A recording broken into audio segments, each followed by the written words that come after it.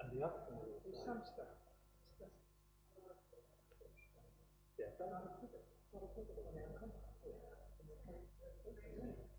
you're quite right. So it's anyway, that's yours. No, that's yours. That's fine there.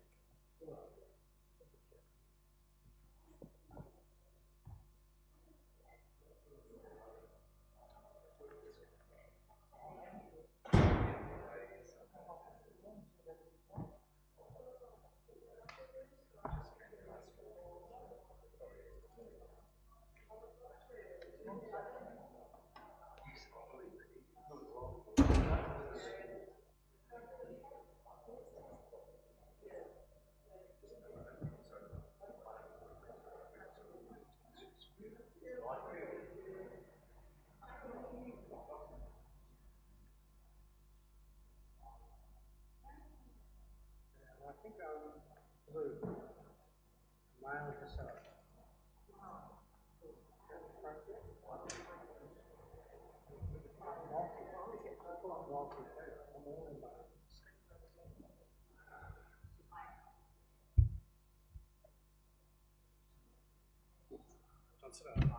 Grab that one because you'll have to share the microphone.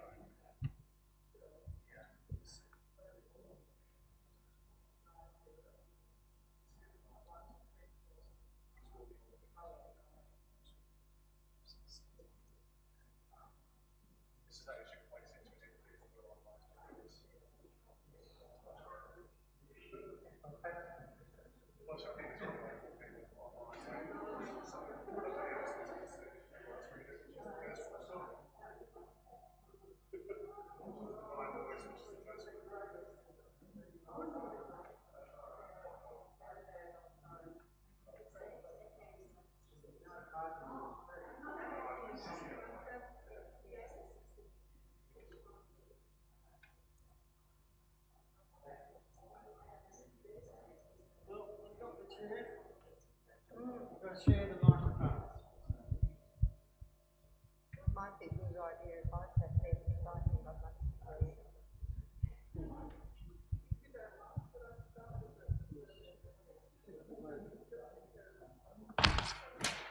Not very well done. Oh, I know.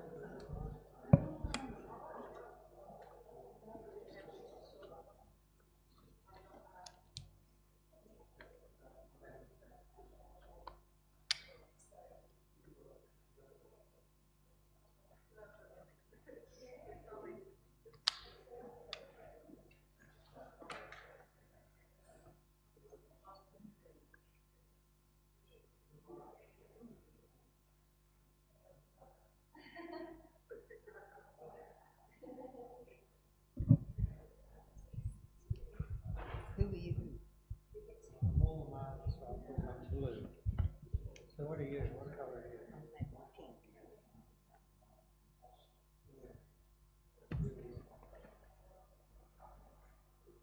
Pink. There are two pinks, huh? No, Tell me the difference between those colours. it's the pink and that's the red. Ah, great. Yeah, there's two lines.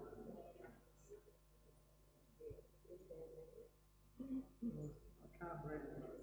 Ah, that's the issue. Where it's highlighted, it's hard to read. Good job.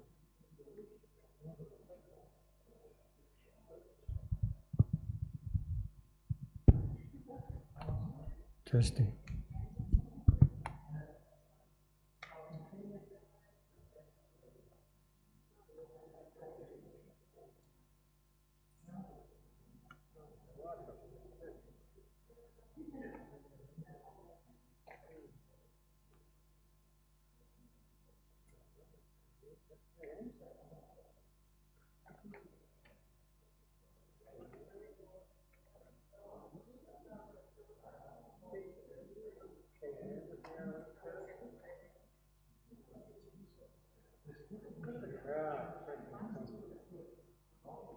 Yet you say, who touched me?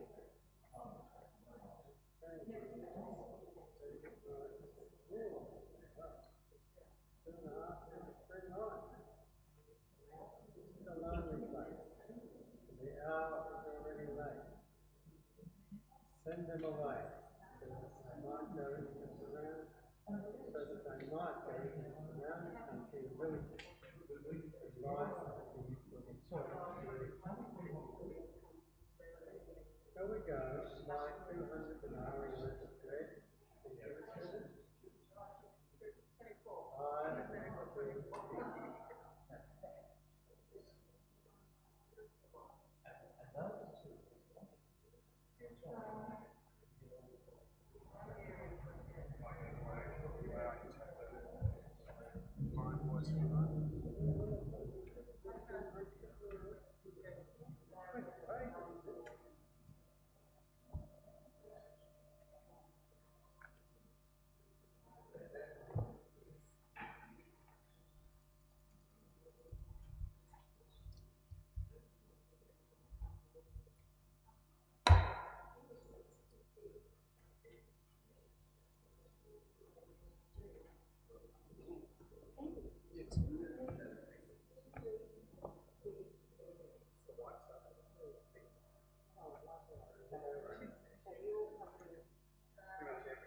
So literally, even if it's like 2 words, I'll be ready.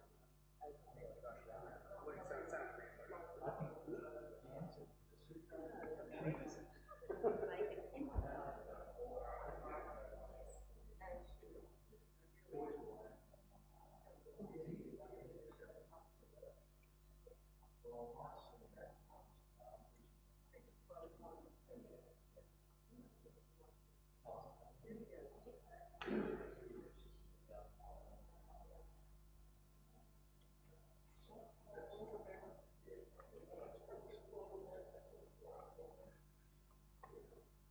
All right, might get underway. Is that an Eversley?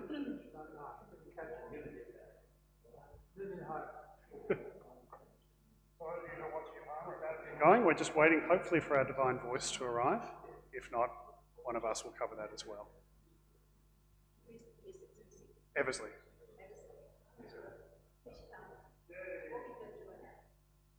Where do you want us?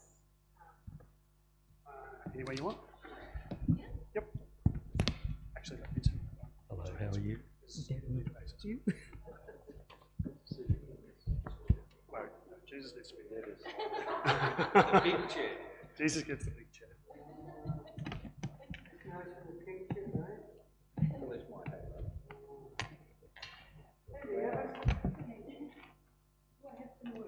You do.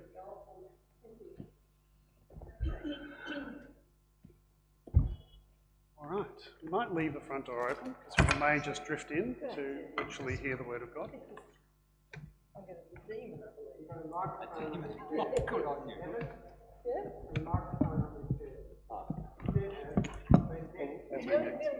Are we broadcasting this? We are, and we have about 4 or 5 people who are already watching and hearing everything you're saying, hearing everything I'm saying. Hello, everybody. It's all right. So we can get underway. Thanks for joining us here.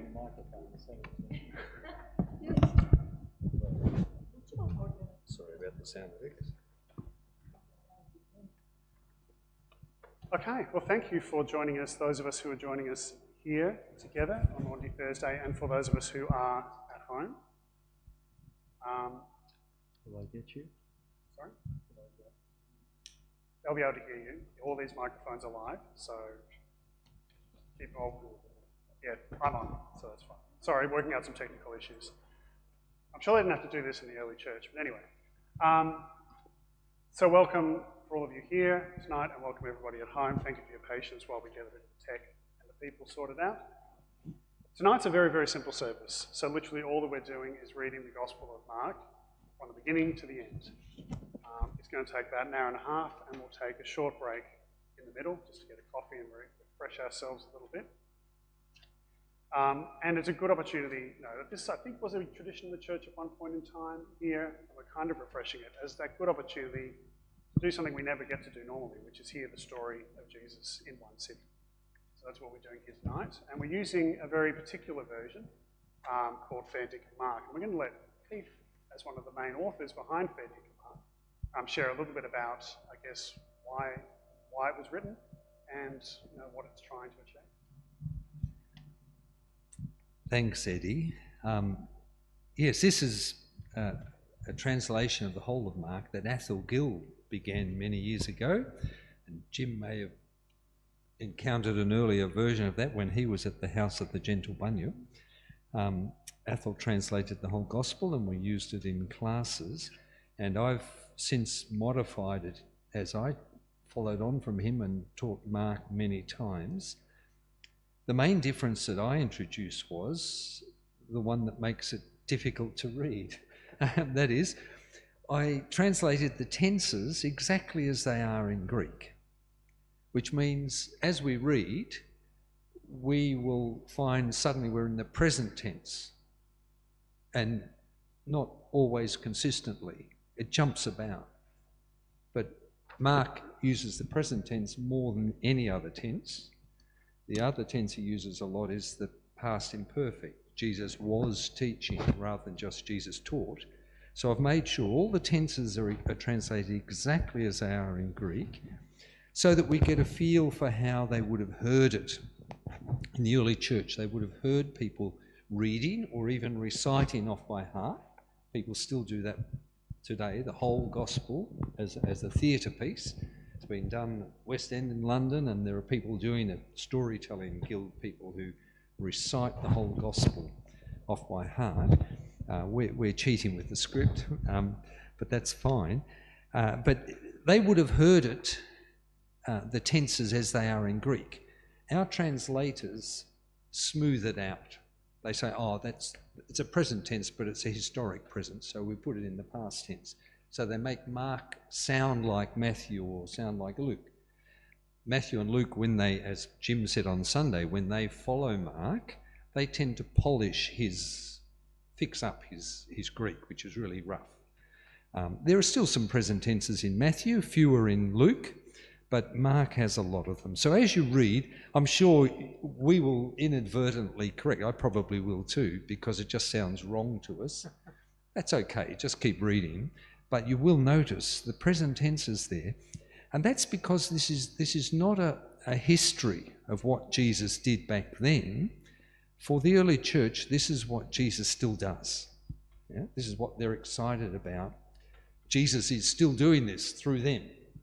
And so it's in the present tense, as if it's still happening a lot of the time. So I think that helps us recover something of the distinctive nature of Mark's rough and ready style. It's common Greek, the Greek of the marketplace, and so the language is a bit rough and ready. And the fair dinkum comes from amen, the amen word. Amen, really means truly. Or you might remember the King James Version, they translated verily, verily, verily, I say to you, truly, truly. In Australia, we used to say fair dinkum if we wanted to say truly. Fair dinkum, I tell you. So you'll see a few fair dinkums there. It's a little bit out of date now. Not many people use it even in Australia now, but that's just to emphasise. Otherwise, when we see amen, we think it's the end of a prayer or something, but it actually means truly. That's really what I want to say. So, yeah. Thanks, Steve.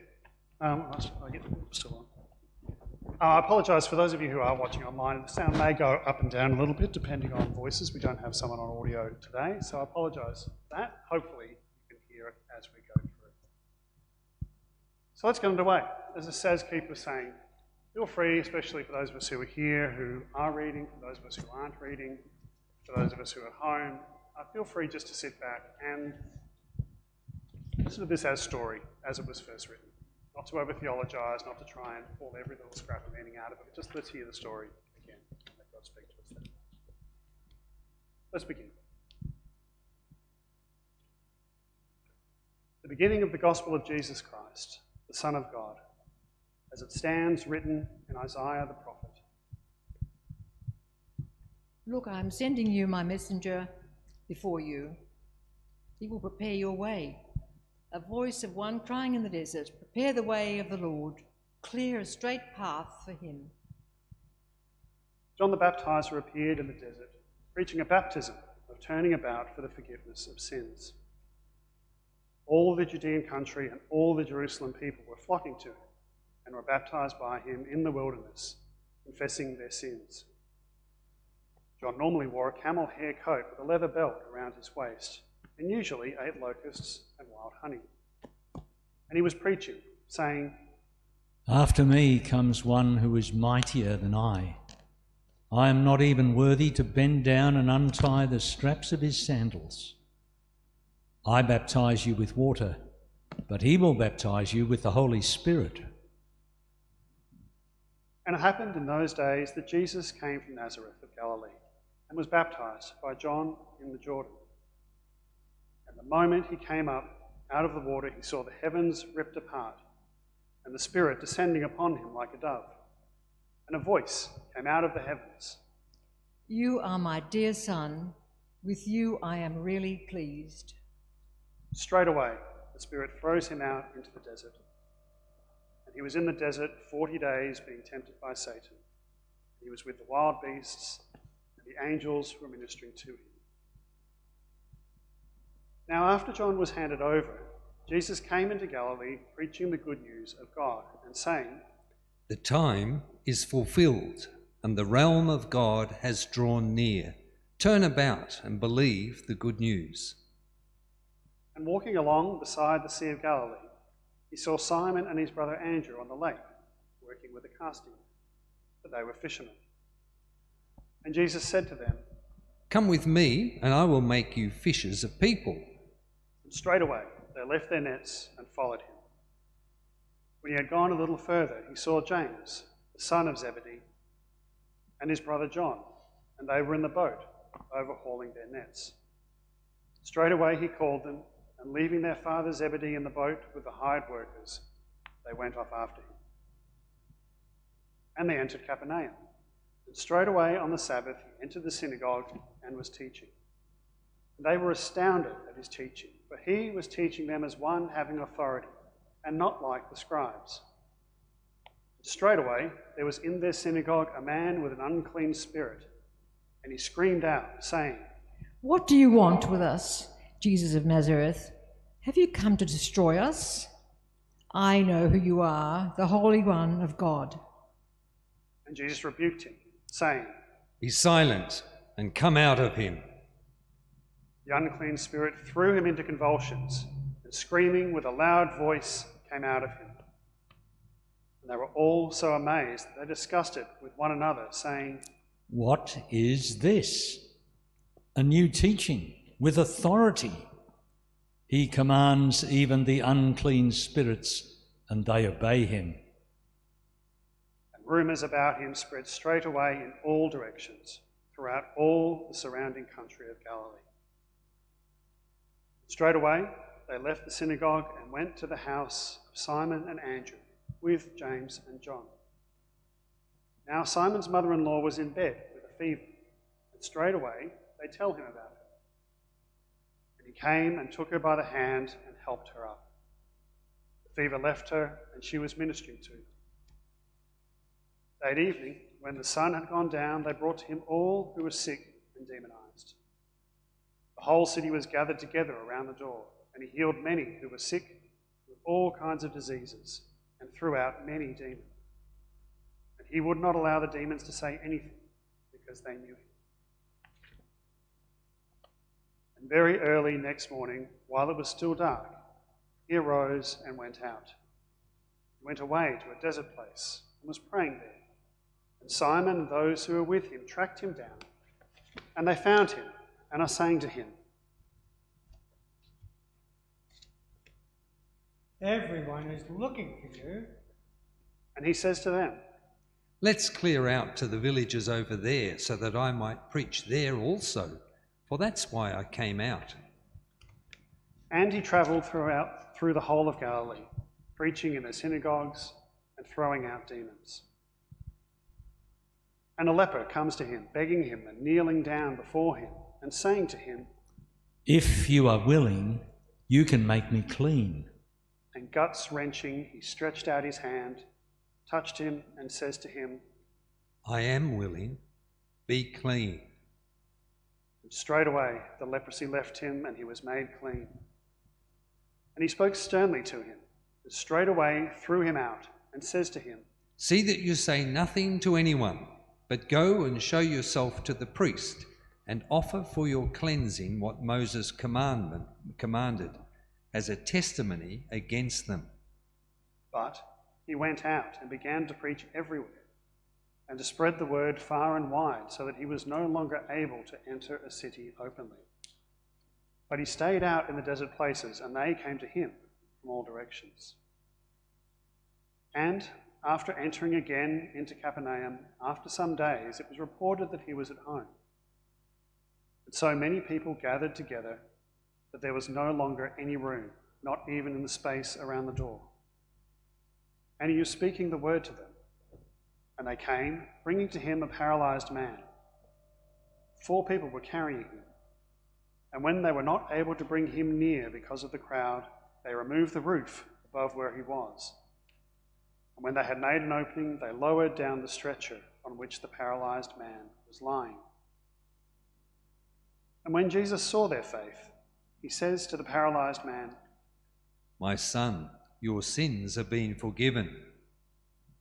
But there were some of the scribes sitting there and questioning in their hearts, "Why is this man speaking like this? It's blasphemy. Who but God alone is able to forgive sins?" And straightway, knowing by his Spirit that this was what they were questioning to themselves, Jesus says to them, "Why are you questioning these things in your hearts? Which is easier, to say to the paralyzed man, 'Your sins are being forgiven,' or to say, 'Rise and take up your stretcher and walk'? But so that you might know that the human one has authority on earth to forgive sins," he says to the paralyzed man, "I say to you, rise, take up your stretcher and go home."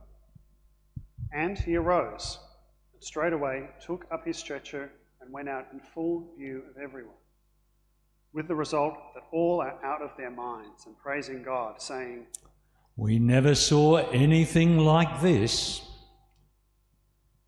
And he went out again beside the sea, and all the crowd were coming to him, and he was teaching them. And as he was going along, he saw Levi, the son of Alphaeus, sitting at the customs booth.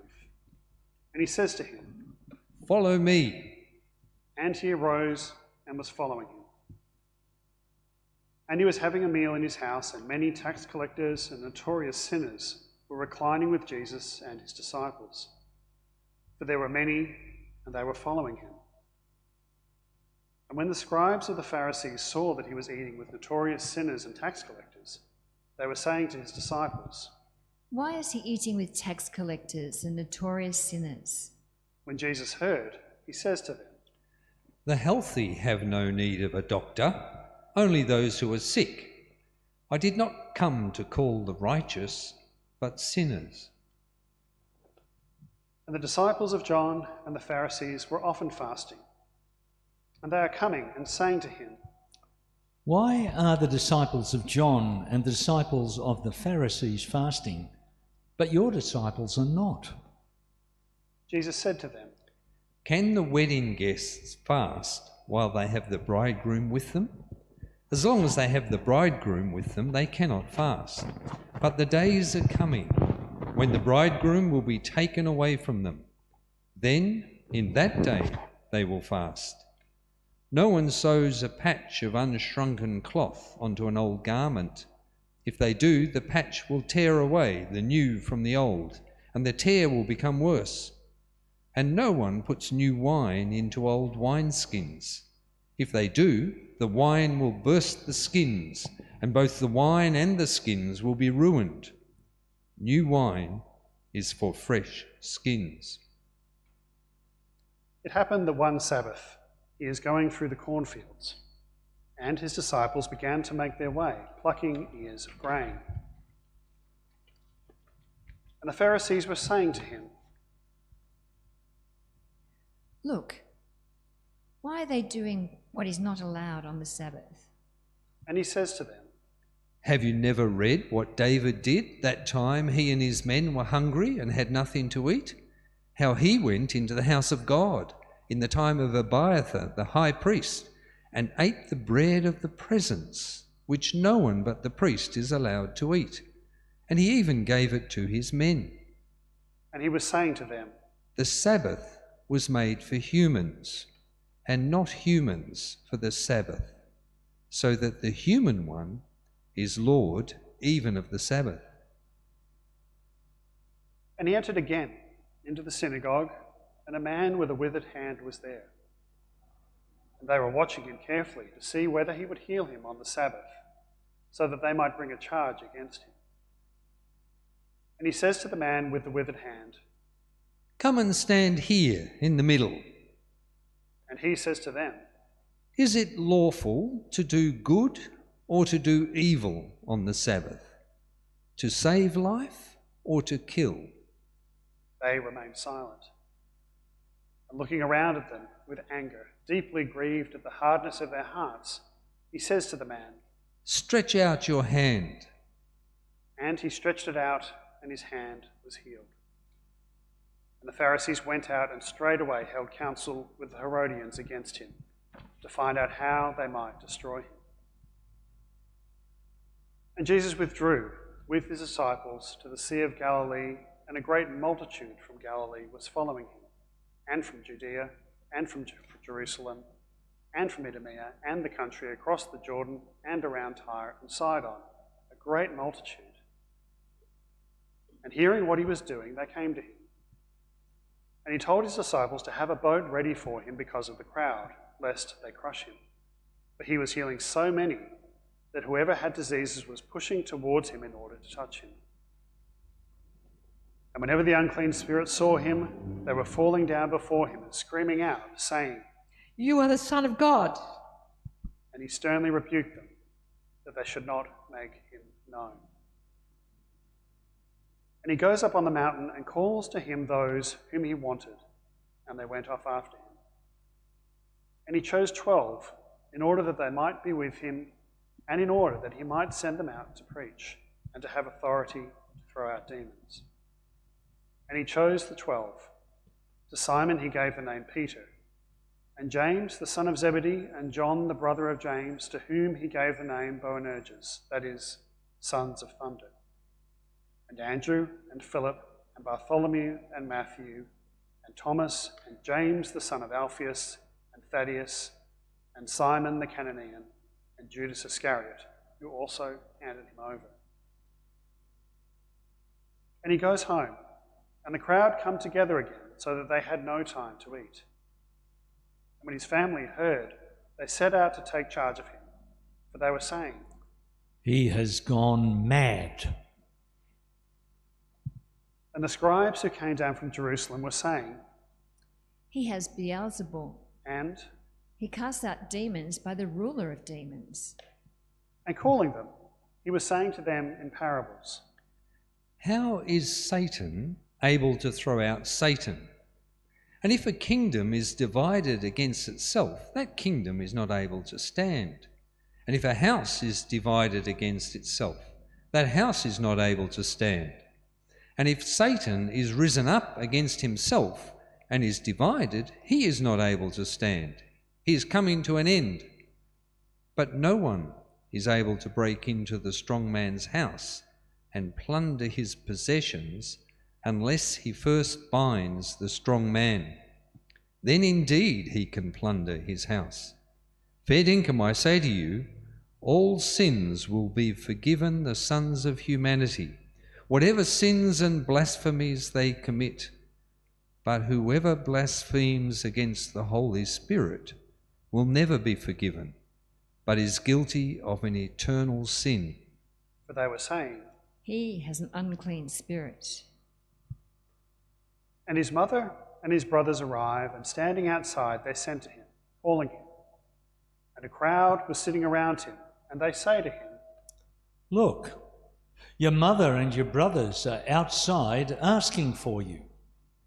And answering them, he says, Who are my mother and my brothers? and looking around at those sitting about him, he says, Look, my mother and my brothers. Whoever does the will of God is my brother, my sister, my mother. And again he began to teach them by the sea, and a very large crowd gathered about him, so that he got into a boat on the sea and sat in it. All the crowd was on the land facing the sea. And he was teaching them many things in parables, and was saying to them in his teaching, Listen, a sower went out to sow, and as he was sowing, some seed fell along the path, and the birds came and ate it. And other seed fell upon the rocky ground, where it did not have much soil. And because it had no depth of soil, it sprang up straight away. And when the sun came up, it was scorched. Because it did not have firm roots, it withered. And other seed fell among the thorn bushes, and the thorn bushes grew up and choked it, and it produced no grain. And other seed fell on the good soil, and produced grain, growing up and increasing, and yielding 1 30-fold, 1 60-fold, and 1 100-fold. and he was saying, The one who has ears, let them hear. And when he was alone, those who were about him with the 12 were asking him about the parables.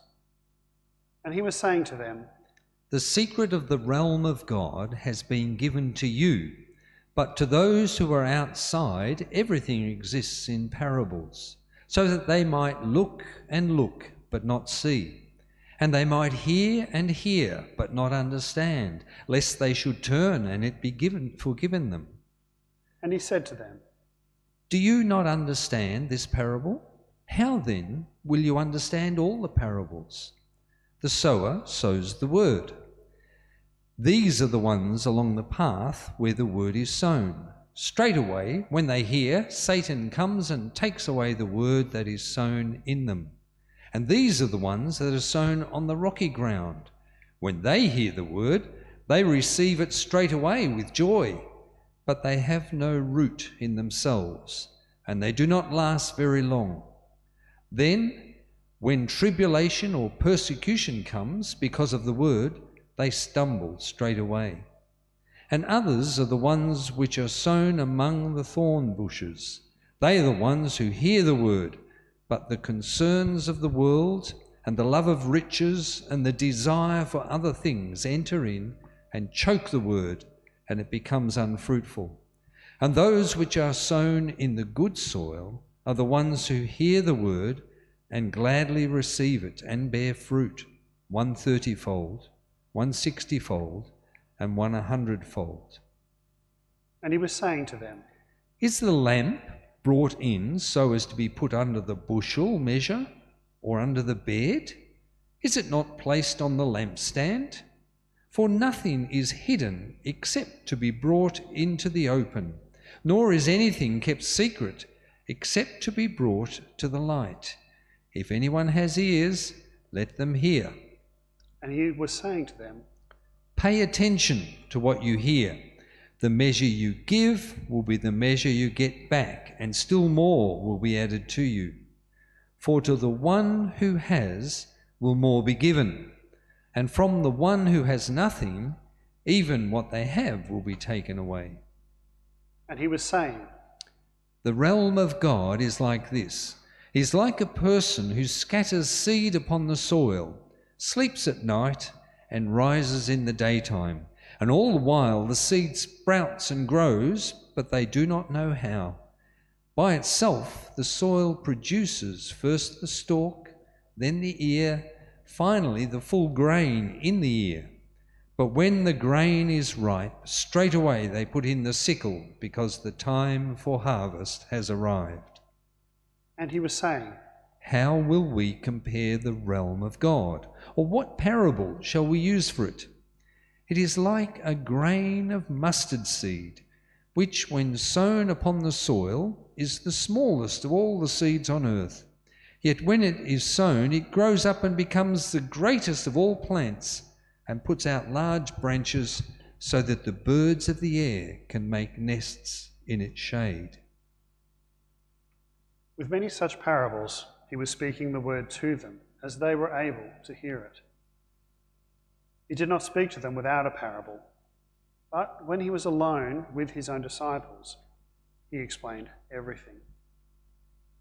On that day, when evening came, he says to them, "Let's go across to the other side." And leaving the crowd, they take him with them, just as he was in the boat, and other boats were with him.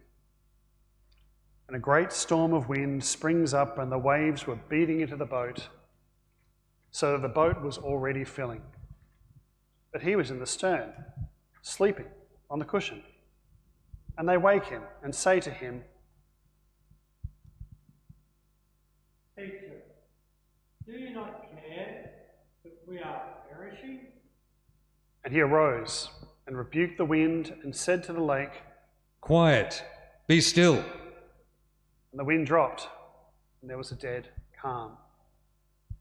And he said to them, "Why are you still so timid? Have you no faith?" And they were terribly afraid, and they were saying to one another, "Who then is this, that even the wind and the sea obey him?" And they came to the other side of the sea, to the country of the Gerasenes. And straightway, as he was coming out of the boat, a man with an unclean spirit came to meet him out of the tombs. He was living among the tombs, and no one could bind him any more, not even with chains. For many times his hands and feet had been bound, and he tore apart the chains and smashed the shackles on his feet. No one was strong enough to subdue him. And night and day he was among the tombs and on the hills, screaming out and bruising himself with stones. And seeing Jesus from a distance, he ran and worshipped him. And screaming with a loud voice, he says, "What do you want with me, Jesus, Son of the Most High? For God's sake, I beg you, do not torment me." For he was saying to him, "Unclean spirit, come out of the man." and he was asking him, "What is your name?" and he says to him, "My name is Legion, for we are many." and he earnestly begged him not to send them out of the country. Now there was a large herd of pigs there, grazing on the hillside, and they begged him, saying, "Send us to the pigs in order that we may enter them." and he gave them permission. And the unclean spirits came out and went into the pigs, and the herd rushed down the steep bank and drowned in the lake. There were as many as 2,000 of them. And the herdsmen fled and spread the news in the town and among the farms, and they came to see what it is that had happened. And they came to Jesus, and they see the demonized man who used to have the legion sitting there, clothed and in his right mind, and they were terribly afraid.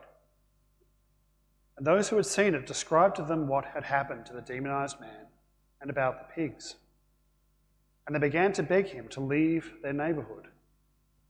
And as he was getting into the boat, the man who had the demon was begging him in order that he might continue to be with him. And he refused him, but says to him, "Go to your home and to your family and tell them what the Lord has done for you and how he has had mercy on you." And he went out and began to preach in the Decapolis how much Jesus had done for him. And they were all amazed. And when Jesus had crossed over to the other side again, a large crowd gathered around him, and he was beside the lake. And one of the leaders of the synagogue, whose name was Jairus, comes, and when he saw him, falls at his feet and earnestly begs him, saying, "My daughter is at the point of death. Come and lay hands on her, in order that she might be saved and might live." And they went away with him. And a large crowd was following him, and they were pressing upon him. And there was a woman who had a severe bleeding for 12 years, and suffered greatly under to many physicians and had spent all that she had, and was no better, but rather grew steadily worse. When she heard about Jesus, she came up behind him in the crowd and touched his clothing. For she was saying, "If only I can touch his clothing, I will be saved." Straight away the source of her bleeding dried up, and she knew in her body that she had been cured of her complaint. And Jesus, knowing in himself that power had gone out of him, straightway turned around in the crowd and was saying, "Who touched my clothes?" And his disciples were saying to him, Look at the crowd pressing upon you. And next, yet you say, well, who touched me? And he looked around to see who had done it. But the woman, recognizing what had happened to her, afraid and trembling, came and fell before him and told him all the truth. And he said to her, "Daughter, your faith has saved you. Go in peace and be healed of your complaint." While he was still speaking, they come from the home of the leader of the synagogue, saying, Your daughter has died. Why trouble the teacher any further? But when Jesus overheard what was said, he says to the leader of the synagogue, "Do not be afraid, only believe." and he would not permit anyone else to accompany him except Peter and James and John, the brother of James. And arriving at the house of the leader of the synagogue and seeing the uproar and the loud weeping and wailing, he entered and says to them, "Why all this uproar and weeping? The child is not dead, she is only sleeping." And they were laughing at him. So he threw them out. Taking the child's father and mother and those who were with him, goes in to where the child was.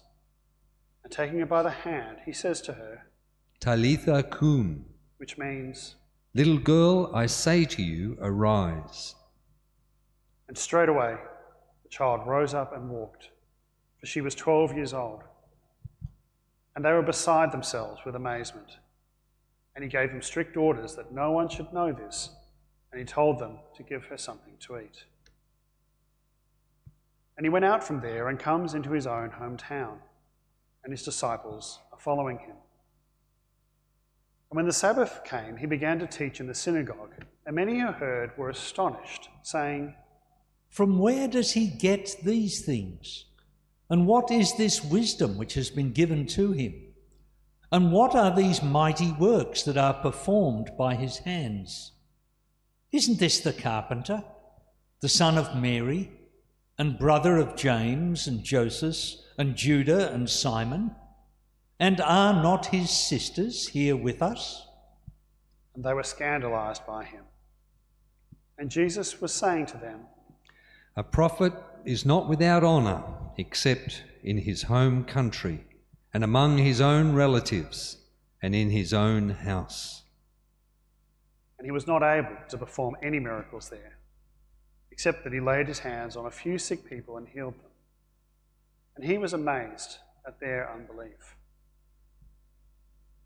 And he went teaching in the villages around there, and he calls the 12 to him and began to send them out 2 by 2.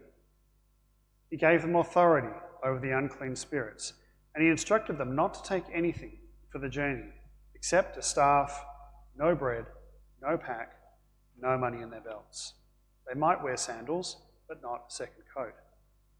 And he was saying to them, "Whenever you enter a house, remain there until you depart from those parts.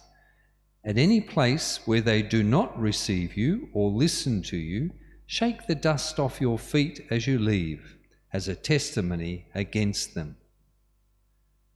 And they went out and preached that people should turn about. They drove out many demons, and they anointed many sick people with oil and cured them. Now when King Herod heard, for his fame had spread, and they were saying, John the Baptist has been raised from the dead, and it is for this reason that mighty powers are at work in him.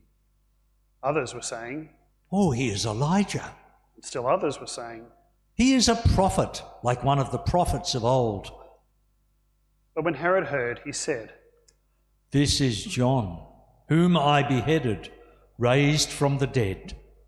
For this same Herod had sent and arrested and imprisoned John on account of his brother Philip's wife, Herodias, whom he had married. For John had told Herod, "You have no right to your brother's wife." So Herodias bore a grudge against him and wanted to kill him. But she could not, for Herod feared John, and knowing that he was a righteous and holy man, and protected him. When he heard him, he was perplexed, yet he heard him gladly. An opportunity came when, on his birthday, Herod gave a banquet for the chief officers, commanders, and leading men of Galilee. Herodias' daughter came in and danced, and pleased Herod and his guests, and the king said to the girl, "Ask whatever you like, and I will give it to you, up to half of my kingdom." She went out and said to her mother, "What shall I ask for?" She said, "The head of John the Baptizer." The girl hurried back straight away to the king with the request. "I want you to give me right now the head of John the Baptist on a dish." The king was greatly distressed, but because of his oath and because of the presence of his guests, he did not want to refuse her. So the king sent a soldier of the guard with orders to bring his head. He went and beheaded him in prison, brought the head on a dish, and gave it to the girl, who gave it to her mother. When his disciples heard, they came and took his body and laid it in a tomb. And those who had been sent out gathered with Jesus, and they reported to him all that they had done and all that they had taught. And he says to them, "Come away by yourselves to a lonely place and rest for a little while." For many were coming and going, and they did not have free time even to eat. And they went away in the boat to a lonely place by themselves. And many saw them going and recognized them, and ran by foot from all the villages and arrived before them. And as he was coming ashore, he saw a large crowd, and his guts ached for them, for they were like sheep without a shepherd. And he began to teach them many things. And when the hour was already growing late, his disciples came to him and were saying to him, This is a lonely place, and the hour is already late. Send them away in villages and buy something for themselves to eat. But Jesus answered them and said to them, You give them something to eat. And they are saying to him, Shall we go and buy 500 denarii worth of bread and give it to them to eat? But he says to them, How many loaves do you have? Go and see. And when they found out, they are saying, 5 and 2 fish. And he commanded them all to sit down, group by group, on the green grass. And they sat down, group by group, in hundreds and fifties. And taking the 5 loaves and the 2 fish, he looked up to heaven, said the blessing, and broke the bread, and was giving it to his disciples in order that they might set it before them. And they divided the 2 fish between them all. And they all ate and were satisfied. And they collected 12 baskets full of broken pieces and from the fish. And those who ate were 5,000 men. And straight away he made his disciples get into the boat and go ahead to the other side to Bethsaida, while he dismissed the crowd. And after he had taken leave of them, he went off into the mountains to pray. And when evening came, the boat was in the middle of the lake, and he was alone on the land. And seeing them labouring at the rowing, for the wind was against them, about the 4th watch of the night, he comes towards them, walking on the lake. He was wishing to pass by them. But when they saw him walking on the lake, they thought it was a ghost, and they screamed aloud, for they all saw him and were terrified. But straightway he spoke to them and says to them, Cheer up, I am. Don't be frightened. And he got into the boat with them, and the wind dropped. And they were utterly astounded, for they had not understood about the loaves, but their hearts were hardened. And when they had crossed over to the land, they came to Gennesaret and anchored. When they got out of the boat, straight away they recognized him and ran around the whole of that region, and began to carry sick people on stretchers to wherever they were hearing that he is. And wherever he was entering villages or towns or country places, they were laying out the sick in marketplaces and begging him that they might touch even the fringe of his clothing, and whoever touched him was saved. And the Pharisees and some of the scribes who had come from Jerusalem are gathering around Jesus. And when they notice that some of his disciples are eating their food with hands that were unclean, that is, ceremonially unwashed. For the Pharisees and all the Jews do not eat unless they first wash their hands with the fist, observing the traditions of the elders. When they come from the marketplace, they do not eat without richly immersing, and many other traditions they keep, richly immersing cups and jugs and copper kettles. And the Pharisees and the scribes ask him, "Why do your disciples not walk according to the traditions of the elders, but eat their bread, their food with unclean hands?" And he said to them, How well Isaiah prophesied concerning you hypocrites. As it stands written, this people honours me with their lips, but their hearts are far from me. In vain they worship me, teaching as doctrine the commandments of men. You leave the commandment of God in order to observe human traditions. And he was saying to them, How well you set aside the commandment of God in order that your traditions might be considered valid. For Moses said, Honour your father and your mother, and he who speaks evil of his father or mother, let him surely die. But you say, if a person says to his father or to his mother, what you would have gained from me is korban, that is, an offering to God, you are no longer permitting him to do anything for his father or mother, making null and void the word of God by your tradition, which you hand down. You are doing many things like that. And understand, nothing which is outside a person is able to defile them by going into them. The things which come out of a person are what defiles the person. When he entered into a house away from the crowd, his disciples were asking him about the parable. And he says to them, Do you not understand these things either? Do you not recognize that nothing which goes into a person from outside is able to defile them, because it does not go into their heart, but into their bowels, and ultimately passes into the sewer? Thus declaring all foods clean. But he was saying, What comes out of a person, that is what defiles a person. For out of people's hearts come evil thoughts, porneia, theft, murder, adultery, covetousness, wickedness, deceit, debauchery, envy, blasphemy, arrogance, foolishness. All of these evil things come from within, and they defile the person. And he arose from there and came into the regions of Tyre. And he entered the house and did not want anyone to know, but he could not be hidden. But straightway, when a woman whose daughter had an unclean spirit heard about him, she came and fell down at his feet. Now the woman was a Greek, Syrophoenician by birth. She was asking him to cast the demon out of her daughter. And he was saying to her, Let the children be fed first. It is not right to take the children's food and throw it to the dogs. But she responded and says to him, Lord, but even the dogs which are under the table eat the children's crumbs.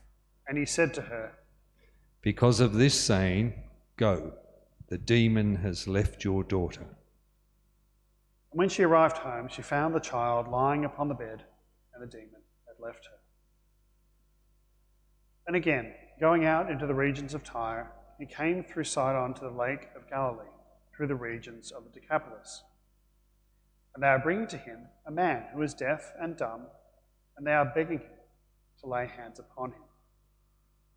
And taking him away from the crowd on his own, And he put his fingers into his ears, and he spat and touched his tongue. And looking up to heaven, he sighed and says to him, Everything well. He even makes the deaf hear and the dumb speak. In those days, when again a large crowd is there and they have nothing to eat, he summoned the disciples and says to them, My guts are aching for the crowd, because they have been with me for 3 days already, and they have nothing to eat. And if I send them away to their homes hungry, they will pass out on the way, and some of them have come a long way. And his disciples answered him, Struggling to read it. How would anyone feed them? How would anyone feed these people with bread here in the wilderness? And he asked them, How many loaves do you have? but they said, 7. And he commands the crowd to sit down on the ground. And taking the 7 loaves, he gave thanks, broke, and was giving it to his disciples, so that they might set it before them. And they set it before the crowd. And they had a few small fish, and he blessed them and said for them to place these before them also. And they ate and were satisfied. And they took up the broken pieces that were left over, 7 baskets full. But there were about 4,000 of them, and he sent them away. And straight away he got into the boat with his disciples, and came into the district of Dalmanutha. And the Pharisees came and began to argue with him, seeking from him a sign from heaven, putting him to the test. And groaning deeply in his spirit, he says, Why does this generation seek a sign? Fair dinkum, I tell you, no sign will be given to this generation. And leaving them, he again embarked and went off to the other side. And they had forgotten to take bread, except 1 loaf, which they had with them in the boat. And he was warning them, saying, Be careful, watch out for the yeast of the Pharisees and the yeast of Herod. And they were discussing with one another that they had no bread. And knowing this, he says to them, Why are you discussing the fact that you have no bread? Do you still not perceive and understand? Have your hearts become hardened? Having eyes, do you not see? And having ears, do you not hear? And do you not remember, when I broke the 5 loaves for the 5,000, how many baskets full of pieces did you pick up? They said to him, 12. Then the 7 for the 4,000, how many baskets full of pieces did you pick up? And they said to him, 7. And he was saying to them, Do you still not understand? And they come to Bethsaida. And they bring to him a blind man, and are begging him to touch him. And taking the blind man by the hand, he led him out of the village, and he spat on his eyes. And placing his hand upon him, he was asking him, Can you see anything? And looking up, he was saying, I can see people, but they are like trees walking about. He placed his hands on his eyes again, and he looked intently. His sight was restored, and he saw everything clearly. And he sent him to his house, saying, Do not go back into the village. And Jesus and his disciples went out to the villages of Caesarea Philippi. And on the way, he was asking his disciples, saying to them, Who are the people saying that I am? And they said to him, Some are saying John the Baptist, others Elijah, and others one of the prophets. And he was asking them. But you, who are you saying I am? Peter answered, and he says to him, You are the Christ. And he put them under oath not to say anything about him. And he began to teach them that the human one must suffer many things, be rejected by the elders and chief priests and scribes, and be killed, and after 3 days rise again. And he is speaking the word openly. And Peter took him by the arm and began to rebuke him. But turning and seeing his disciples, he rebuked Peter and says, Get behind me, Satan, because you are not thinking the things of God, but the things of humans. And summoning the crowd with his disciples, he said to them, "If anyone wants to come after me, let them deny themselves, take up their cross and follow me. For whoever is seeking to save their life will lose it. But whoever loses their life for my sake and the gospel will save it. For what does it profit a person to gain the whole world and yet to forfeit their life? For what will a person give in exchange for their life?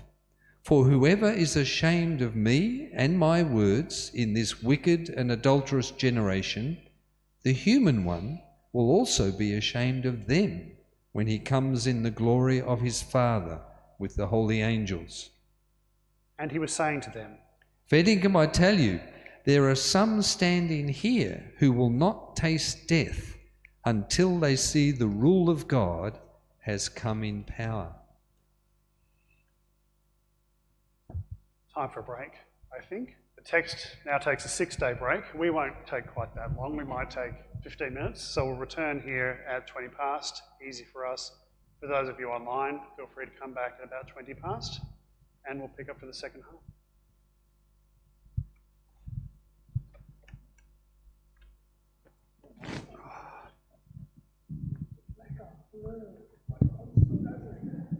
You're doing well, Simon.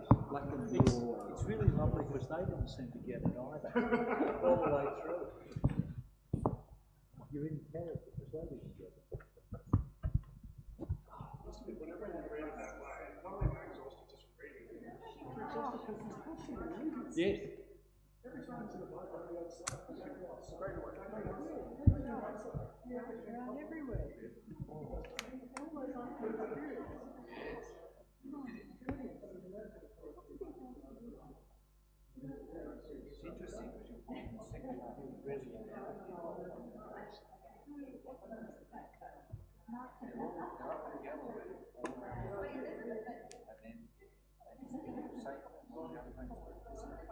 and that's where Jesus gets in the biggest trouble.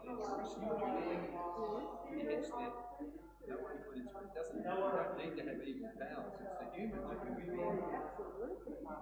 So it's interesting. I think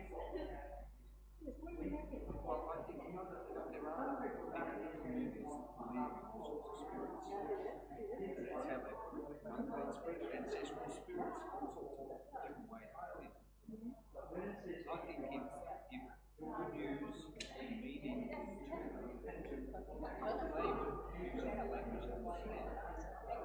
But different people don't think that way. So that's what's interesting. Because all the Beelzebul, Mammon, unclean spirits, demons, Satan, different ways of understanding evil, different names. I don't think there's any one way that's right. I think if that's what troubles people, then you need to speak into their need. Use language to cast out whatever. But I don't think that means that's how it is. Some people say, problem with the church today is we don't believe in spirits and evil and Satan. Yeah, we have to say evil spirits.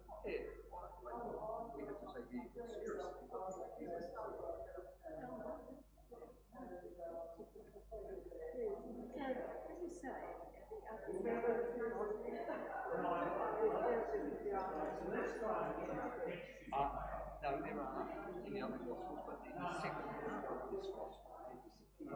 So as Jesus gets to Judea, so in Mark, whereas in Mark, in John and Luke, Satan enters the heart of Judas in one thing in Judas. So they have different ways of understanding and explaining things. But whatever language you use, whether you use psychological language or spiritual language, prophetic language, they still use us to speak. It can help us in different ways.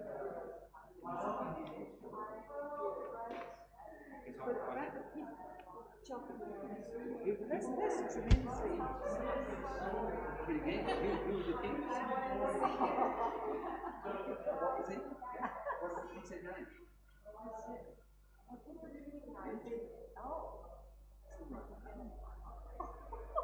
They're the occupying power. It's like the parables. Oh, the parables.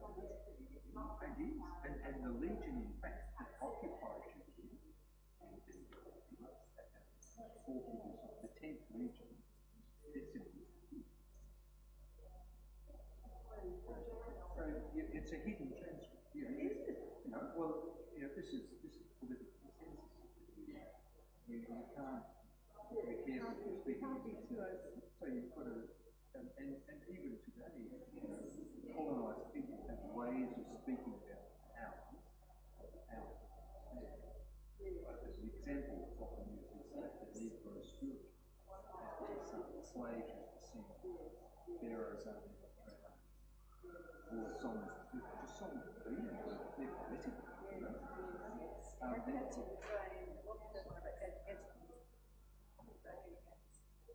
There was something train. Yeah, the glory train. Yes, that's the train out. Yes. Yeah, so they're hidden transcript ways of challenging the powers. That's so exciting. Yeah, I think that makes a lot of sense. You're right.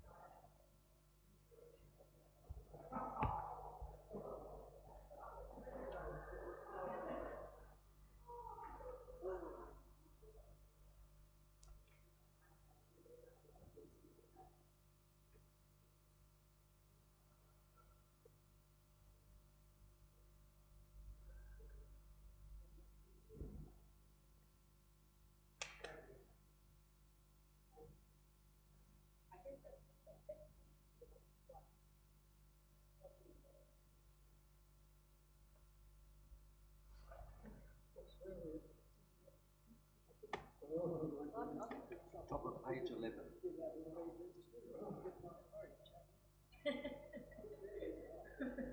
Looking good now. Can we get cracking? Oh, is the microphone on? It probably is.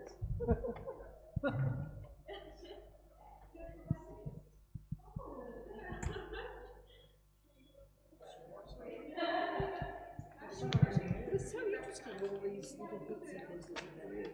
Interesting.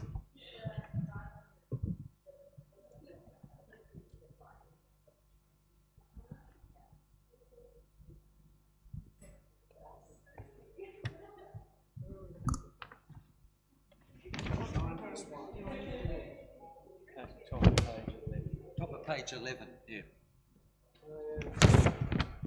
The disciples are still. We should be doing this.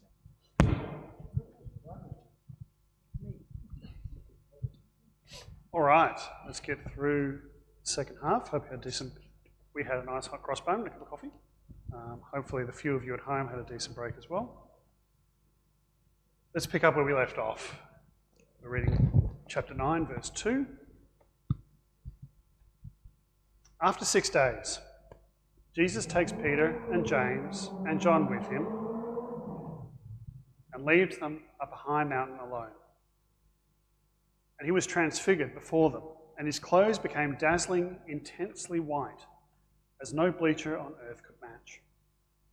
And Elijah appeared to them with Moses, and they were talking with Jesus.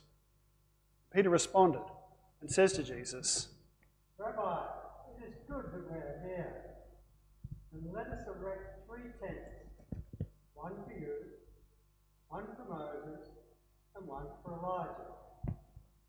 For he didn't know what to answer, for they became fearful. And a cloud appeared, covering them with its shadow, and a voice came out of the cloud. This is my dear son, listen to him. And suddenly, when they looked around, they saw no one but Jesus alone with them.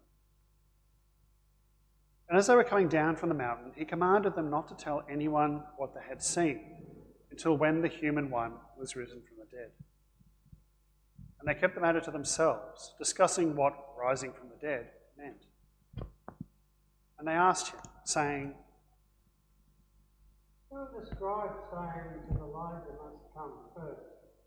But he said to them, Elijah does come first to restore all things, but how does it stand written that the human one must suffer many things and be treated with contempt? But I'm saying to you, Elijah has come, and they did to him whatever they were wanting to, just as it stands written about him. And when they came to the disciples, they saw a huge crowd around them, and scribes arguing with them. Straight away, after all the crowd saw Jesus, they were astonished and ran up to meet him. And he asked them, "What are you arguing with them about?" One of the crowd answered them, Teacher, I brought my son to you, who has a mute spirit, and whenever it seizes him, it knocks him down, and he foams at the mouth, grinds his teeth, and becomes rigid. I told your disciples so that they might throw it out, but they weren't strong enough. He answered to them and says, "What a faithless generation! How long will I be with you? How long will I suffer with you? Bring him to me." And they brought him to him. When the spirit saw him, straightway it convulsed him, and he fell on the ground, rolling around, foaming at the mouth. And he asked his father, "How long has he been like this?" Since he was a child, he replied. and many times it has even thrown him into the fire and into water in order to kill him. If you can do anything, please help us, and let your gut ache for us. But Jesus said to him, "What do you mean, if you can? All things are possible to the one who faiths." Straightway the child's father cried out and said, I am faithing. Help my lack of faith. And Jesus, seeing that a crowd is gathering, rebuked the unclean spirit, saying to it, "Deaf and mute spirit, I command you, come out of him and never enter him again." And after crying and convulsing him terribly, it came out, and the boy became like a corpse, so that many of them began to say, He is dead. But Jesus took him by the hand and raised him up and stood.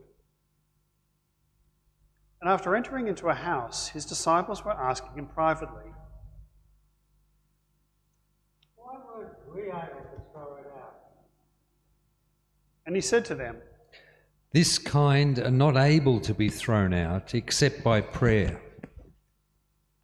And they went out from there and were passing through Galilee, and he was not wishing anyone to know, for he was teaching his disciples, and was saying to them, "The human one will be handed over into human hands, and they will kill him, and 3 days after being killed, he will rise up." But they were not understanding the saying, and they were fearing to ask him.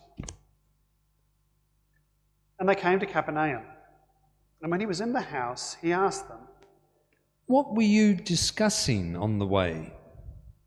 But they remained silent, for on the way they had been discussing with one another who was the greatest. And when he sat down, he called the 12 and says to them, "If anyone wishes to be first, they must be last of all and servant of all."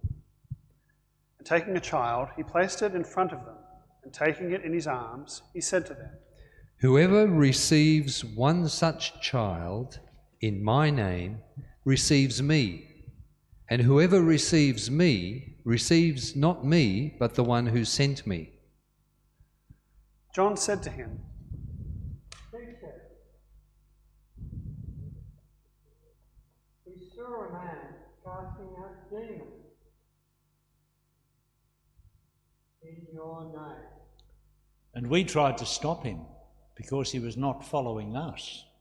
But Jesus said, "Do not stop him, for no one who works wonders in my name is able to speak evil of me soon afterwards. For the one who is not against us is for us. For whoever gives you a cup of water simply because you are mine, fair dinkum, I tell you, that one will most certainly not lose their reward. And whoever causes one of these little ones who are faithing in me to stumble, it would be better for them if a huge millstone were hung around their neck and they were thrown into the sea. And if your hand causes you to stumble, cut it off. It would be better to go into life maimed than to go into Gehenna with both hands, into the unquenchable fire. And if your foot causes you to stumble, cut it off. It would be better for you to enter into life crippled than to be thrown into Gehenna with 2 feet. And if your eye causes you to stumble, pluck it out. It would be better for you to enter the realm of God with 1 eye than to be thrown into Gehenna with both eyes, where the worm never dies and the fire never goes out. For everyone will be salted by fire. Salt is good, but if salt loses its salinity, with what will you flavour it? Have salt in yourselves and continue at peace with one another.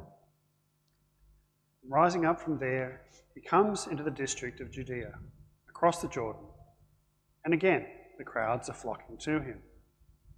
And he was teaching them again, as his custom was. And Pharisees approached him, and trying to trap him, asked, Is it legal for a man to dismiss his wife? But he answered and said to them, What did Moses command you? And they said, Moses permitted us to draw up a note of dismissal and send her away. But Jesus said to them, He made this rule for you because of your hardness of heart. But from the beginning of creation, he made them male and female. That is why a man must leave his father and mother and be joined to his wife, and the two become one, so that they are no longer two, but one flesh. Therefore, what God has joined together, a person must not separate. In the house again, the disciples were asking him about this. And he says to them, Whoever dismisses his wife and marries another commits adultery against her. And if she dismisses her husband and marries another, she commits adultery. And they were bringing children to him so that he might touch them. But the disciples told them off. But seeing this, Jesus was furious and said to them, Let the children come to me, and do not try to stop them. For of such as these is the realm of God. For Dinkum, I tell you, whoever does not receive the realm of God like a child shall never enter into it. And he took them in his arms, places his hands upon them, and was blessing them. And as he was setting out on the way, one man ran up and kneeling before him was asking him, Good teacher, what must I do to inherit eternal life? But Jesus said to him, Why do you call me good? No one is good except God alone. You know the commandments. Do not murder, do not commit adultery, do not steal, do not be a false witness, do not defraud. Honour your father and mother. He said to him, Teacher, I have obeyed these commandments ever since I was a boy. Looking straight at him, Jesus loved him and said to him, One thing you lack. Go and sell whatever you have and give to the poor, and you will have treasure in heaven. And come, follow me. But stunned by this word, he went away sad, for he was owning many properties. Looking around, Jesus says to his disciples, How hard it is for those who have riches to enter the realm of God. The disciples were shocked at his words. But Jesus, responding again, says to them, Children, how hard it is to enter the realm of God. It is easier for a camel to go through the eye of a needle than for the rich to enter the realm of God. They were staggered at this, saying to one another, Who then is able to be saved? Looking straight at them, Jesus says, With humans it is impossible, but not with God, for everything is possible with God. Peter began to say to him, Look, we have left everything and followed you. Jesus said to him, Fair Dinkum, I tell you, there is no one who has left houses or brothers or sisters or mothers or fathers or children or fields for my sake and for the good news, who will not receive 100 times more now, in this time, houses and brothers and mothers and sisters and children and fields and persecutions as well, and in the age to come, eternal life. But many who are first will be last, and the last first. They were on their way, going up to Jerusalem, and Jesus was going ahead of them, and they were amazed, but those who followed were afraid. Taking the 12 aside, he began to teach them what was going to happen to him. Look, we're going up to Jerusalem, and the human one will be handed over to the chief priests and the scribes, and they will condemn him to death, and they will hand him over to the Gentiles, and they will mock him and spit upon him and scourge him and kill him, and after 3 days he will rise up. And James and John, the sons of Zebedee, are approaching him, saying to him, Teacher, we want you to do us a favour. but he said to them, What do you want me to do for you? and they said to him, Grant us to sit on your right hand and on your left in your glory. But Jesus said to them, You do not understand what you are asking. Are you able to drink the cup I am drinking? Or are you able to be baptized with the baptism with which I am being baptized? But they said to him, We are able. but Jesus said to them, The cup which I am drinking, you will drink, and the baptism with which I am being baptized, you will be baptized. But it is not for me to grant the right to sit on my right and on my left. It is for those for whom it has been prepared. And when the 10 heard, they began to be furious, James and John.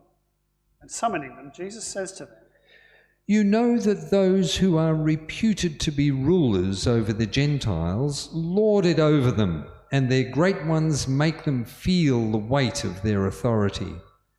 That is not the way it should be among you. But whoever desires to be great among you, let them be your servant. And whoever desires to be first, let them be the slave of all. For even the human one did not come to be served, but to serve, and to give his life as a ransom for many. And they are coming into Jericho. And as he was leaving Jericho with his disciples and a large crowd, Bartimaeus, the son of Timaeus, a blind man, was sitting at the side of the road. And when he heard that it was Jesus of Nazareth, he began to call out and to say, Son of David, Jesus, have mercy on me.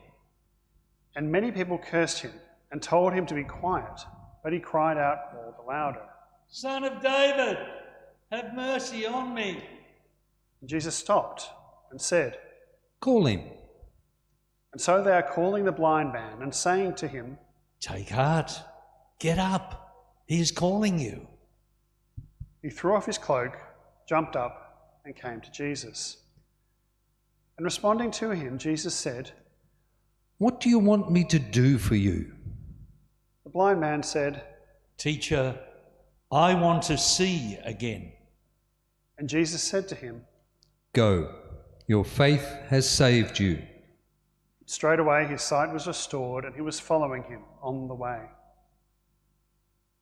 And when they are drawing near to Jerusalem, to Bethpage and Bethany at the Mount of Olives, he sends 2 of his disciples, and he says to them, Go into the village across from you, and straightway as you enter it, you will find a colt tied on which no one has ever ridden.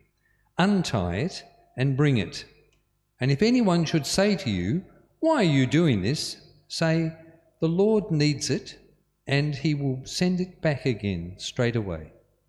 And they went and found a colt tethered at the door outside in the street, and they untied it.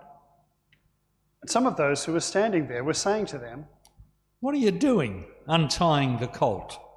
but they told them just as Jesus had said, and they let them go. And they are bringing the colt to Jesus, and they are throwing their clothes upon it, and he sat upon it. And many spread their clothes in the way, and others spread leafy branches, which they had cut from the fields. And those who were going ahead and those who were following were crying out, Hosanna! Blessed is he who comes in the name of the Lord. Blessed is the coming kingdom of our father David. Hosanna in the highest. And he entered Jerusalem into the temple, and when he had looked around at everything, Because the hour was already late, he went out to Bethany with the 12. And on the next day, as they were leaving Bethany, he was hungry. And, seeing in the distance a fig tree and leaf, he came to see if he could find anything on it. But when he came, he found nothing except leaves, for it was not the appropriate time for figs. And responding, Jesus said to it, "May no one ever eat fruit from you again." His disciples were listening. And they come into Jerusalem. And he entered into the temple and began to cast out those who were selling and those who were buying in the temple. And he overturned the tables of the money changers and the seats of those who sold pigeons. And he was not allowing anyone to carry a thing through the temple. And he was teaching and was saying to them, "Does it not stand written, 'My house will be called a house of prayer for all the nations'? But you have made it a brigand's hideaway." The chief priests and the scribes heard and were seeking how they might destroy him. But they were afraid of him, for all the crowd were astonished at his teaching. When the evening came, they were leaving the city. As they are passing by in the morning, they saw the fig tree withered to its roots. And Peter remembered and says to him, "Rabbi, look, the fig tree which you cursed has withered." And Jesus answered, saying to them, "Have faith in God. Fair dinkum, I tell you, whoever says to this mountain, 'Be taken up and cast into the sea,' and does not doubt in their heart, but believes that what they say will happen, it will be done for them. For this reason I tell you, whatever you ask in prayer, believe that you will receive it. And whenever you stand praying, forgive if you have anything against anyone, so that your Father who is in heaven might also forgive you your wrongdoing." And they entered Jerusalem again. And while he was walking in the temple, the chief priests, scribes, and elders come to him. And they were saying to him, By what authority are you doing these things? Who gave you this authority to do these things? But Jesus said to them, "I will ask you one question, and if you answer me, I will tell you by what authority I am doing these things. Was the baptism of John from heaven or from humans? Answer me." And they argued with one another, saying, If we say from heaven, he will say, why then did you not believe him? But if we say from humans... They were afraid of the crowd, for all considered that John was a prophet. And they answered Jesus, saying, We do not know. Jesus says to them, "Then neither will I tell you by what authority I am doing these things." And he began to speak to them in parables. A man planted a vineyard, built a fence around it, dug a wine vat, built a watchtower, leased it out to tenant farmers, and went on a journey. And at the appropriate time he sent his servant to the tenant farmers to receive his share of the vineyard's produce. They took him, beat him, and sent him away empty-handed. And again he sent another servant to them, and they beat him around the head and treated him shamefully. And he sent another, whom they beat and killed. He still had one more, a dear son. At last he sent him, saying, They will respect my son. But those tenant farmers said to one another, This is the heir. Come, let us kill him, and the inheritance will be ours. And they took him, killed him, and threw him out of the vineyard. What then will the owner of the vineyard do? He will come and destroy the tenant farmers, and he will give the vineyard to others. Have you not read this scripture? The stone which the builders rejected has become the head of the corner. This was accomplished by the Lord, and it is a marvel in our eyes. They were trying to arrest him. They were afraid of the crowd, for they knew that the parable had been told against them. They left him and went away. And they are sending to him some of the Pharisees and of the Herodians in order that they might trap him in something he said. And coming, they say to him, Teacher, we know that you are true and are concerned for no one, for you have no regard for the position of people, but truthfully teach the way of God. Is it lawful to pay tribute to Caesar or not, to give or not to give? But knowing their hypocrisy, he said to them, Why do you try me out? Give me a denarius so that I might look at it. And they gave him one. And he says to them, Whose image is this? And the inscription? And they say to him, It is Caesar's. And Jesus said to them, Give to Caesar the things that are Caesar's, and to God the things that are God's. They were astounded at him. And Sadducees came to him, those who say there is no resurrection. And they asked him, saying, Teacher, Moses wrote for us that if a certain brother dies and leaves a wife, but doesn't leave any children, it is the responsibility of his brother to take the wife and raise up children for his brother. There were 7 brothers. The first took a wife and died without leaving any children. And the second one took her, and he died without leaving any children. The third likewise, and so on to the 7th, who also left no children. Finally, the wife also died. In the resurrection, whose wife will she be? For all 7 had her as wife. Jesus said to them, Is not this why you are greatly mistaken? You neither know the Scripture nor the power of God. For when the dead are raised, they will neither marry nor be married, but they will be like angels in heaven. But as for the dead being raised, have you not read in the Bible, in the passages about Moses at the bush, that God spoke to him saying, I am the God of Abraham and the God of Isaac and the God of Jacob. God is not a God of the dead, but of the living. You are greatly mistaken. And one of the scribes, when he heard them disputing with one another, and seeing that he answered them well, came up and asked him, Which commandment is first of all? Jesus answered, The first is, Hear, O Israel, the Lord our God is one Lord, and you shall love the Lord your God with all your heart and with all your soul and with all your mind and with all your strength. The second is this, You shall love your neighbour as yourself. There is no other commandment greater than these. And the scribe said to him, Well done, teacher. You have truthfully said that he is one and that there is no one but he.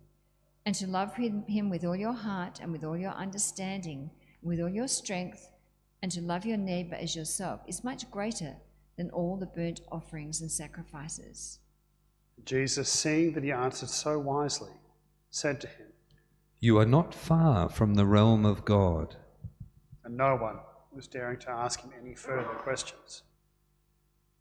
And after responding, while he was teaching the temple, Jesus was saying, Why are the scribes saying that the Messiah is the son of David? David himself, inspired by the Holy Spirit, said, The Lord said to my Lord, Sit at my right hand, until I put your enemies under his feet. David himself calls him Lord, so how is he his son? And the large crowd were hearing him willingly. And in his teaching he was saying, Watch out for the scribes who like to walk about in long robes and to be greeted in the marketplaces and to have the best seats in the synagogue and the places of honour at the festivals, who devour the houses of widows and for a pretext pray long prayers. They will receive a more severe judgment. And he was sitting opposite the treasury and was watching the crowd putting money into the treasury. Many rich people were putting in large amounts, and a poor woman came and put in 2 small copper coins, that is, a farthing. And summoning his disciples, he said to them, Fair Dinkum, I tell you, this poor widow put in more than all the rest who are putting into the treasury.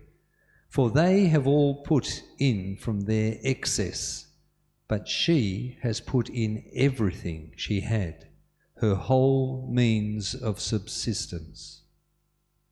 And as he was departing from the temple, one of the disciples says to him, "Teacher, look at the wonderful stones and the wonderful buildings." And Jesus said to him, "You see these great buildings? Not one stone will be left upon another, which will not be thrown down." And as he was sitting on the Mount of Olives, opposite the temple, Peter and James and John and Andrew were asking him privately, "Tell us, when will these things be? And what is the sign when these things are all about to be fulfilled?" And Jesus began to say to them, "Watch out that no one leads you astray. Many will come in my name, saying, 'I am the one,' and they will lead many astray. But when you hear of wars and rumours of wars, do not be alarmed. These things must happen, but the end is not yet. For nation will rise up against nation, and kingdom against kingdom, and there will be earthquakes in many places, there will be famines. These things are but the beginning of the birth pains. You watch out for yourselves, for they will hand you over to councils, and you will be beaten in synagogues, and you will stand before governors and kings for my sake as a witness against them. And the good news must first be preached to all the nations. And whenever they bring you and hand you over, do not be concerned beforehand about what you will speak, but speak whatever will be given to you in that hour, for it will not be you who is speaking, but the Holy Spirit. And brother will hand over brother to death, and a father his child, and children will rise up against parents and put them to death, and you will be hated by all because of my name. But the one who endures to the end will be saved. But when you see the awful horror that causes desolation standing where he ought not, let the reader understand. Then let those who are in Judea flee into the mountains. Let the one who happens to be on the rooftop not come down, nor enter to take anything out of clothing. But alas for those who are pregnant and those who are nursing children in those days. Pray that it does not happen in winter. For in those days there will be such tribulation as has not been from the beginning of creation, which God created, until now, and never will be. And if the Lord had not shortened the days, no person would be saved. But for the sake of the elect, whom he has elected, he shortened the day.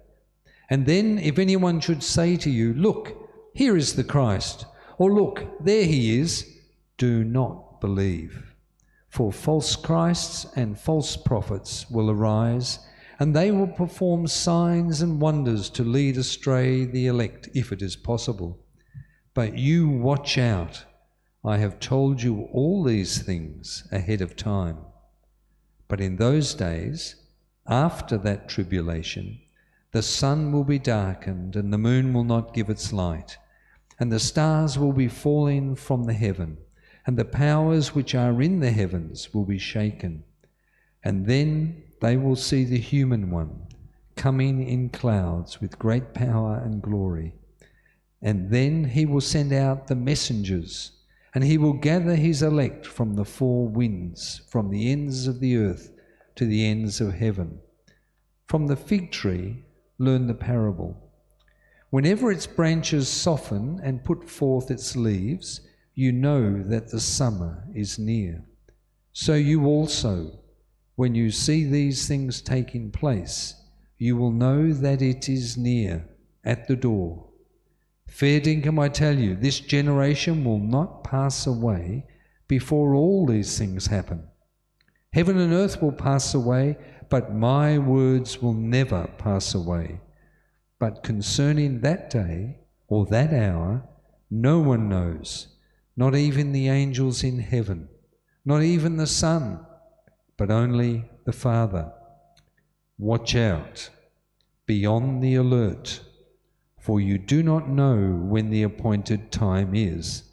It is like a man away on a journey.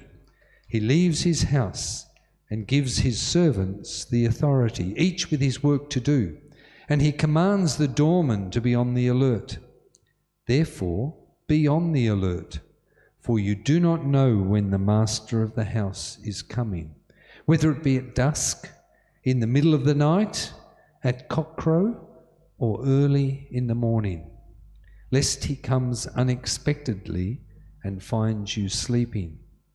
But what I am saying to you, I am saying to everyone, be on the alert. It was the Passover, and 2 days before the festival of unleavened bread. And the chief priests and the scribes were seeking how they might arrest him, treacherously and kill him. For they were saying, Not during the feast, in case there's a riot amongst the people. And as he was in Bethany, having a meal in the house of Simon the leper, a woman came with an alabaster flask of very expensive perfume, of pure nard, and she opened the flask and poured it over his head. But some expressed their displeasure to one another. Why was this perfume wasted? For this perfume could have been sold for more than 300 denarii and given to the poor. And they criticised her. But Jesus said, Leave her alone. Why are you causing her trouble? She has done a beautiful work in me. For you have the poor with you always, and whenever you wish, you are able to show kindness to them. But you will not always have me. She has done what she could. She anointed my body beforehand for burial. Fair dinkum, I tell you, wherever the good news is proclaimed throughout the whole cosmos, what she has done will also be spoken about in memory of her. And Judas Iscariot, the one of the 12, went off to the chief priests in order to hand him over to them. And when they heard, they rejoiced and promised to give him money. And he sought a convenient time to hand him over. And on the first day of the festival of unleavened bread, when they sacrificed the Passover lamb, his disciples are saying to him, Where do you want us to go to make preparation for you to eat the Passover? And he sends 2 of his disciples and says to them, Go into the city, and a man carrying an earthenware jar of water will meet you. Follow him. And wherever he enters, say to the master of the house, The teacher says, Where is my dining room, where I will eat the Passover with my disciples? And he will show you an upper room, furnished and ready, and there make preparations for us. And the disciples went into the city and found it as he told them, and they prepared the Passover.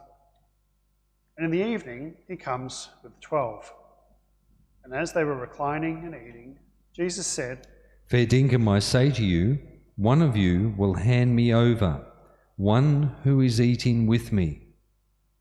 And they began to be distressed, and to say to him one by one, Is it I? But he said to them, It is one of the 12 who is dipping with me in the same dish. For the human one goes just as it stands written concerning him. But woe to that one through whom the human one is handed over. It would have been better for that one if he had not been born. As they were eating, taking bread, he blessed it and broke it and gave it to them and said, Receive this, it is my body. And taking a cup, he gave thanks and gave it to them, and they all drank from it. And he said to them, This is my blood of the covenant, which is poured out for many.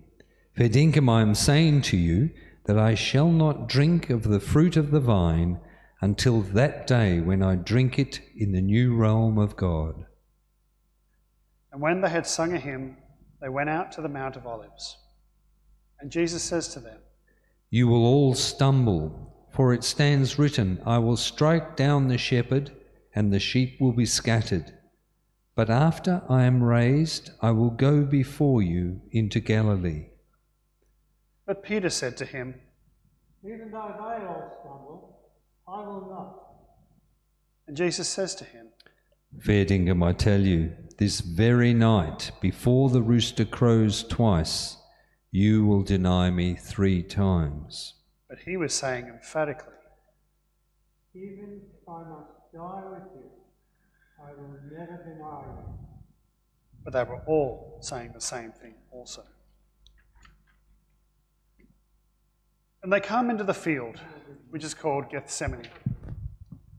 And he says to his disciples, Sit here while I pray." and taking Peter and James and John with him, he began to be distressed and troubled. And he says to them, "My soul is deeply grieved, even to the point of death. You remain here and be on the alert." And going forward a little way, he was falling on the ground and praying that if it were possible, the hour might pass him by. And he was saying, "Abba, Father, all things are possible for you. Take this cup from me, but not what I want, but what you want." And he comes and finds them sleeping. And he says to Peter, "Simon, are you asleep? Were you not strong enough to keep on the alert for 1 hour? Keep on the alert and pray that you might not come into testing. The spirit is willing, but the flesh is weak." And again he went off and prayed, saying the same words. And again he came and found them sleeping, for their eyes were heavy and they did not know what to answer him. And he comes a 3rd time and says to them, "Are you still sleeping and taking your rest? It is enough. The hour has come. Look, the human one is handed over into the hands of sinners. Rise up, let's go. Look, my betrayer has drawn near." Straight away, while he is still speaking, Judas, one of the 12, arrives, and with him a crowd with swords and clubs from the chief priests and scribes and elders. But the one who had handed him over had given them a sign, saying, "Whoever I kiss is the one. Seize him and lead him away under guard." And when he came, he went up to him straight away and says, "Rabbi." and kissed him. And they laid hands on him violently and seized him. But one of those who had been standing nearby drew his sword and struck the high priest's slave and cut off his ear. And Jesus answered and said to them, "Have you come out as against a brigand with swords and clubs to capture me? Day after day I was with you teaching in the temple, and you did not seize me. But let the scriptures be fulfilled." And they all forsook him and fled. And a young man wearing nothing about his body but a linen shirt was accompanying him, and they seized him. But he fled naked, leaving the linen shirt behind. And they led Jesus to the high priest, and all the chief priests and elders and scribes are gathering together. And Peter followed behind him at a distance, right into the courtyard of the high priest, where he was sitting with the servants and was warming himself by the fire. And the chief priests and the whole Sanhedrin were seeking testimony against Jesus to put him to death, but they were not finding him, for many were testifying falsely against him, and the testimony was not consistent. And some stood up and gave false testimony against him, saying, We heard him saying, I will destroy this temple made by human hands, and in 3 days I will raise another, not made by human hands. And not even then was their testimony consistent. And the high priest stood up in the middle and asked Jesus, saying, Do you not answer anything? What are these people testifying against you? But he was remaining silent and did not answer anything. Again, the high priest was asking him and says to him, Are you the Christ, the Son of the Blessed One? But Jesus said, "I am, and you will see the human one seated at the right hand of power and coming with the clouds of heaven. But the high priest tore his clothes and says, "Why do we still need witnesses? You heard his blasphemy. What is your decision?" But they all judged him to be deserving of death. And some began to spit on him and to cover his face and strike him with fists and to say to him, "Prophesy!" And the guards received him with blows. And as Peter was below in the courtyard, one of the maids of the high priest comes.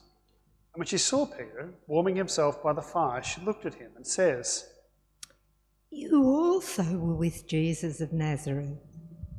But he denied it, saying, I neither know not nor understand what you are saying. And he went outside into the forecourt, and the rooster crowed. When the maid saw him, she began again to say to the bystanders, "This man is one of them." But again he was denying it. And after a little while, the bystanders again were saying to Peter, "Really, you are one of them, for you are also a Galilean." But he began to curse and to swear. Oh, I can't read it. I do not know this man of whom you speak.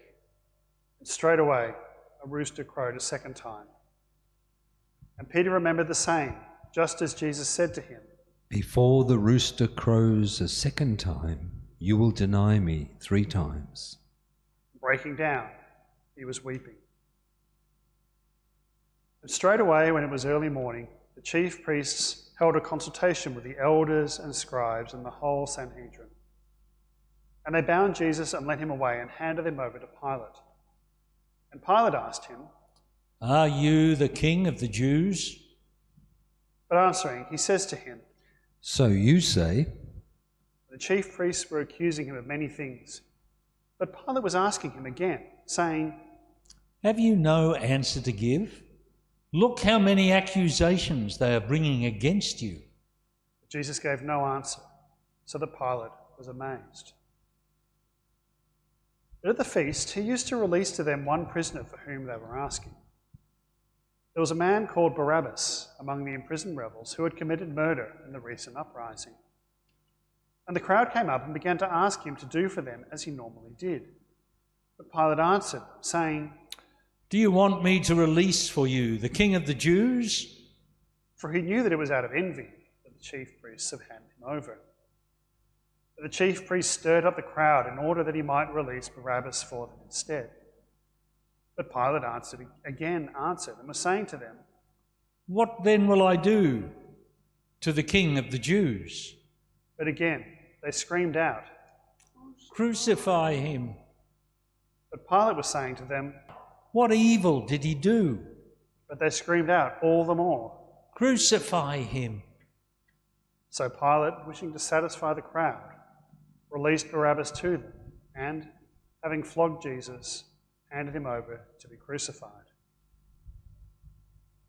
But the soldiers led him away inside the hall, that is, the praetorium, and they called together the whole cohort, and they dressed him in a purple coat, and plaiting a crown of thorns, they placed it on him. And they began to acclaim him. "Hail, King of the Jews!" They were striking him on the head with a stick, spitting on him, and bending the knees, they were worshipping him. And when they had ridiculed him, they stripped him of his purple coat and put on his clothes. And they are leading him out to crucify him. And they press into service to carry the cross a man who is passing by on his way in from the country, Simon of Cyrene, father of Alexander and Rufus. And they bring him to a place called Golgotha, which means the place of the skull. And they were giving to him wine mixed with the drug myrrh, which he would not take. And they crucify him and divide out his clothing, casting lots to decide what each should take. It was 9 o'clock in the morning, and they crucified him. And the notice giving the charge against him had been inscribed, "The King of the Jews." And they crucified 2 bandits with Jesus, one on either side. And those passing by were blaspheming him, shaking their heads and saying, "Aha! You would destroy the temple and rebuild it in 3 days. Save yourself. Come down from the cross. So also the chief priests were mocking to one another with the scribes, saying, He saved others. Himself is not able to save. Let the Christ, the King of Israel, come down now from the cross, so that we may see and believe. And those who were crucified with him were also taunting him. And darkness covered the whole country, from noon till 3 in the afternoon. And at 3 o'clock, Jesus cried out in a loud voice, Eloi, Eloi, lema sabachthani, which means, my God, why have you forsaken me? and when some of them who were standing there heard this, they were saying, Listen, he's calling Elijah. One of them ran and soaked a sponge in cheap wine, put it on a stick, and gave it to him to drink, saying, Let us see if Elijah will come and take him down. Jesus gave out a loud cry and died. And the veil of the temple was ripped in two, from top to bottom. When the centurion standing in front of him saw how he died, he said, This man really was Son of God. There were also women looking on from a distance, including Mary Magdalene, Mary the mother of James the younger, and of Joseph and Salome, who were following him and ministering to him when he was in Galilee. And many other women who had come up to Jerusalem with him were also there. And when evening had already come, since it was a day of preparation, that is, the day before the Sabbath, Joseph of Arimathea, a prominent member of the council, who himself was also waiting for the realm of God, summoned up courage and went into Pilate and asked for the body of Jesus. But Pilate was amazed that he was already dead. Summoning the centurion, asked him if he really was already dead. And when he learned so from the centurion, he presented the body to Joseph. And he brought a linen cloth, and, taking him down, wrapped him in the linen cloth and laid him in a tomb, which had been hewn out of the rock. And he rolled a stone against the door of the tomb. But Mary Magdalene and Mary, the mother of Joseph, saw where he was laid. And when the Sabbath was over, Mary Magdalene and Mary, the mother of James and Salome, bought aromatic spices in order that they might come and anoint him. And very early on the first day of the Sabbath, they come to the tomb at sunrise. And they were saying to one another, Who will roll the stone away from the entrance to the tomb? When they looked up, they see that the stone had been rolled away, for the stone was very heavy. And entering the tomb, they saw a young man sitting on the right-hand side, clothed in a long white robe. And they were alarmed. But he says to them, Do not be alarmed. You are seeking Jesus the Nazarene, who has been crucified. He has been raised. He is not here. Look, the place where they laid him. But go and tell his disciples and Peter that he is going before you into Galilee. There you will see him just as he told you. And they went out and fled from the tomb, for they were trembling and ecstatic. And they said nothing to anyone, for they were fearful.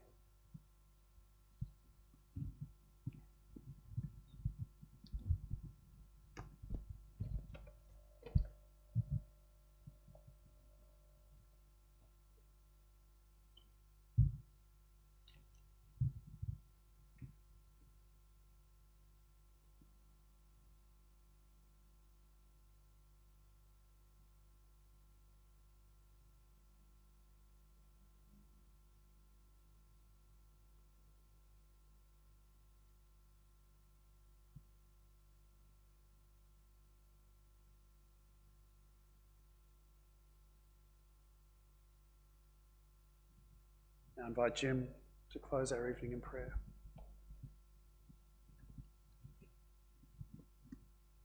God of grace and love, we have told a story, and yet in many ways the story tells us. It speaks to us of the depth of our lives. It speaks to us of the wonder of your love. It speaks to us of the darkness of this night, Maundy Thursday, and the horrors of tomorrow, Good Friday. And yet we know this story is not the end, but the beginning of life, the beginning of empowerment, the beginning of forgiveness and joy and newness. Lord, whether we have been reading or whether we have been listening, go with us, we pray, into the darkness of this night and lead us through the mysteries of tomorrow and Holy Saturday to the joy of Easter morn and the beginning of newness. Amen. Thank you all for joining us, whether you're here, and thank you for those who've been watching us from home, or wherever you might be, and those who are going to see us tomorrow morning. See you in the morning. For those who might see us on Sunday, we'll see you on Sunday or whenever that might be.